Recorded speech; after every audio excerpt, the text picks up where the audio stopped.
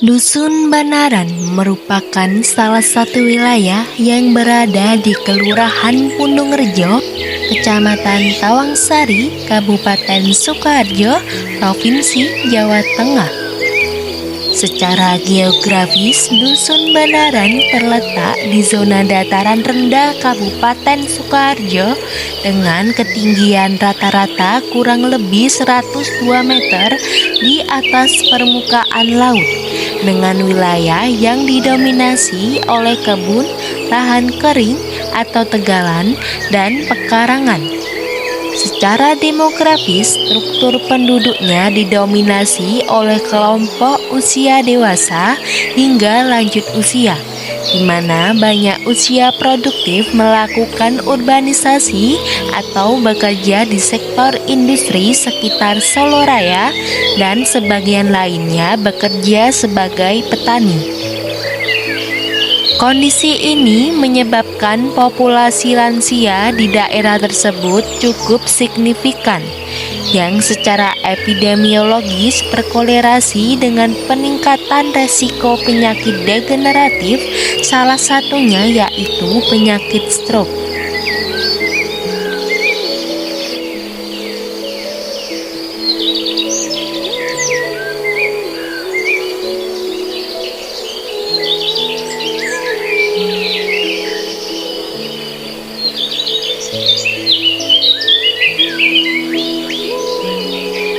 Masyarakat Dusun Banaran masih memegang teguh nilai-nilai tradisional Jawa yang masih kental.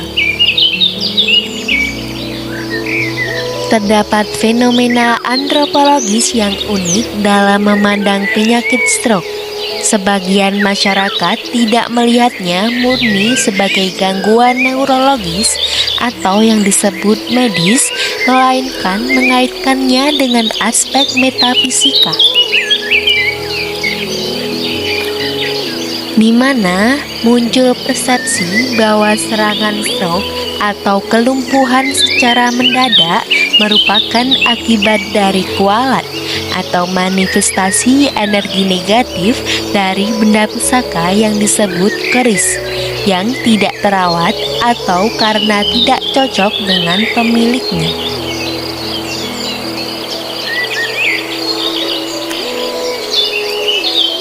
Di Dusun Banaran ini, kami dan rekan-rekan kelompok kami akan melakukan observasi mengenai adat budaya tersebut.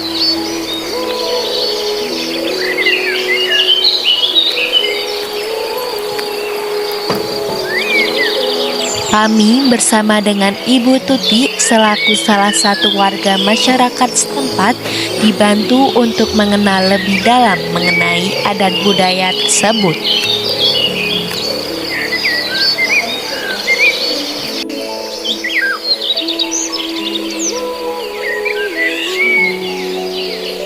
Di mana suami Ibu Tuti yaitu Bapak Wahyono juga mengalami masalah tersebut.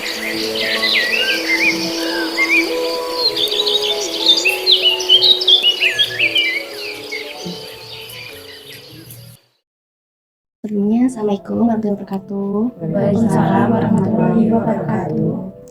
Nah, perkenalkan Ibu, kami dari Universitas Veteran Bangun Nusantara.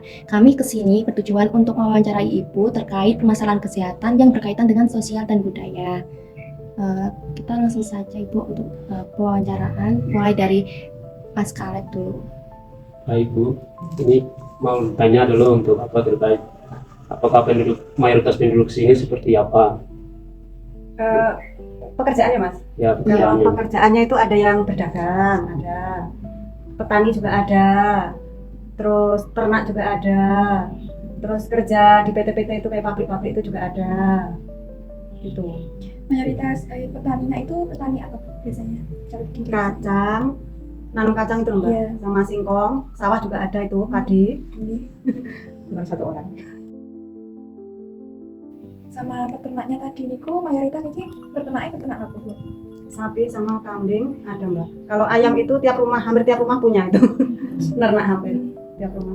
Saat niki kan di daerah sini tasih pedesaan Ibu. Adat istiadatnya tasih dilestarikan di sini niku napa mawon? Sing direalisasikan mrene nggih napa sing bangsane sing niku wau anu kondangan niku nggih. Kayak kondangan itu setiap setahun itu ya 6 kali, 6 kali 7 kali lah. Terus bersih-bersih desa, tahu sumur niku nggih. Terus napa niku nggih enten nggih yang ada cuma satu orang itu bersih-bersih keris niku nggih, pusaka dicuci setelah 1 tahun sekali. Bersih desa niku wau niku tujuannya dipun napa Bu? Nggih kersane napa RT-ne mriki desa mriki kersane slamet lucu mboten enten gangguan napa-napa ngoten niku tujuane. Kondangan niku wau niku Kondangan, nggih mboten kondangan. kondangan niku wau memperingati napa mawon? Nggih misale mulutan, Nggih. terus rasulan, terus ruahan, terus maleman. Iku nek maleman iku kan pun bulan Puasa, puasa nggih. Nek ruahan maleman ngoten niku. Terus bareng iku kan mungkin Pak anu napa Idul Fitri. Niku Idul Fitri niku nggih tesih kondangan.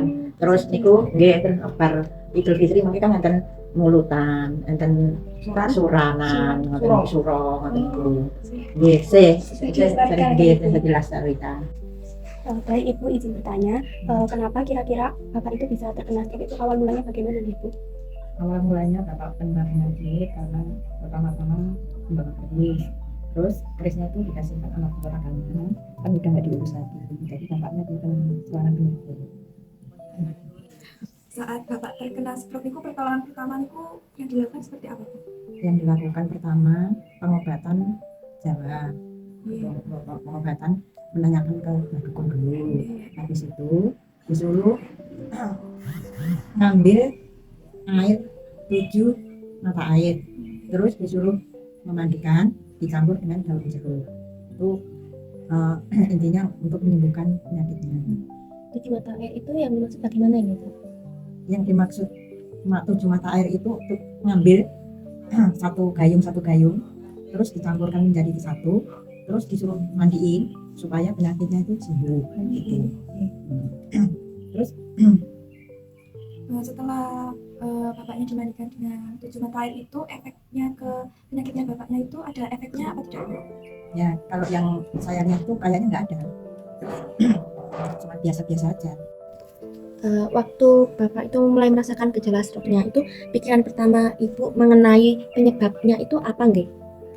Mengenai penyebab penyakit bapak itu karena kerisnya nggak dirawat, Nggih. terus kena musibah dengan penyakit serangan stroke. Berapa lama waktu yang dibutuhkan sejak munculnya gejala stroke itu hingga Bapak dibawa ke rumah sakit ya? Selama 1 minggu bapak dibawa ke dukun, nggak ada perubahan, lalu dibawa ke rumah sakit.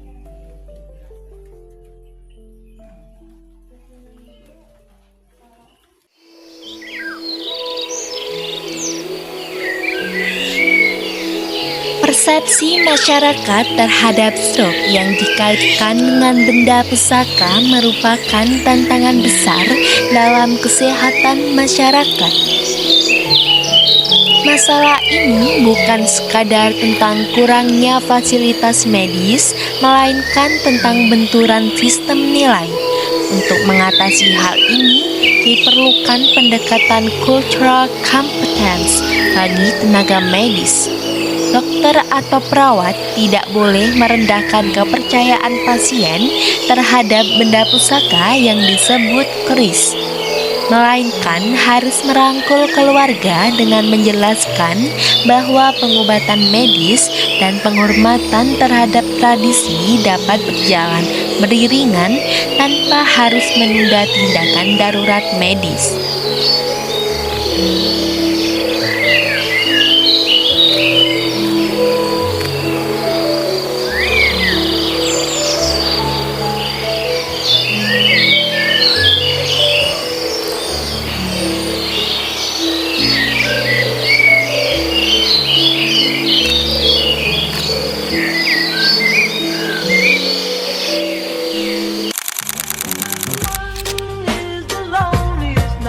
That you'll ever do.